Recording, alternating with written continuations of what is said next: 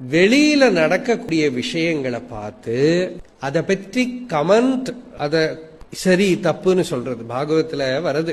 ஜீவன் முக்தன் எப்படி இருக்காங்கிறது சொல்றது. கண்ணு முன்னால யாராவது தப்பு பண்ணினால சிரிச்சுட்டே பார்த்துட்டோம். திருத்தனுக்காத.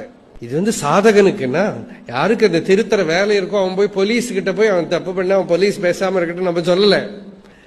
உனக்கு நிம்மதி வேணுமா, ஞானம் வேணுமா? ஏன்னா திருத்தி எல்லாம் நம்ம பார்த்து ட்ரை பண்ணியாச்சு. அப்புறம் திருந்த மாட்டா, நம்ம தான் மனசு கெட்டு போயிடும், சாந்தி போயிடுங்கிற ஸ்டேட்டுக்கு வரபோது அப்ப என்ன ஸ்டாண்ட்ஸ் எடுத்துக்கணும்?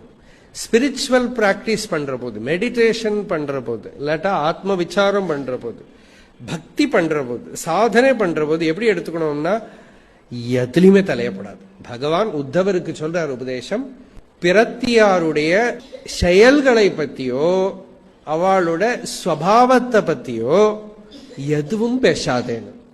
நிந்தையும் பண்ணாதே, ஸ்துதியும் பண்ணாதேங்கிறார் பகவான். டைம் வேஸ்ட்பா.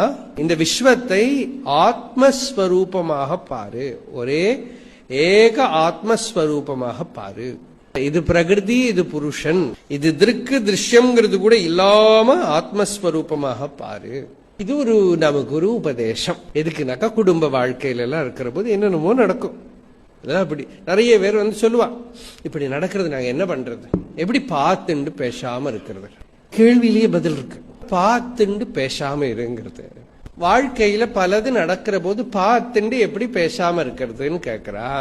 பதில் என்ன சொல்லணும்னா பார்த்துண்டு பேசாம இருன்னு சொல்லணும். இல்லாட்டா நம்ம இன்வால்வ் ஆக ஆக நம்மளுடைய உள்ள இருக்கிற நிம்மதி போயிடும். நம்மளுடைய ஹேபிட் இன்வால்வ் ஆகுதுங்கிறது இல்லையா? சின்ன குழந்தைகள்ல இருந்து திருத்துறது எப்படி இருக்காது, சமத்தா இரு, உட்காரும்.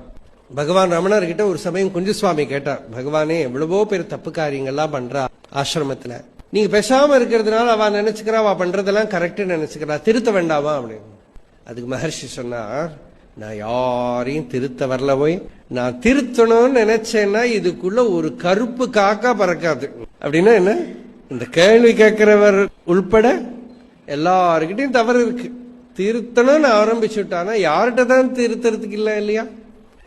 ஆனா யாரையும் திருத்த வரல. அப்புறம் சொல்ற, நாம இருக்க வேண்டிய இடத்துல இருந்தால் நடக்க வேண்டியதெல்லாம் கரெக்டா நடக்கும்.